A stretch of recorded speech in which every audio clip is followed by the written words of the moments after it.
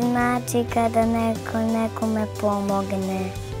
Kad je nekom tužan, Neko kad padne na stepenice, onda ustaneš i podigneš ili pomogneš. Izveš da vidiš kako odvajem palac.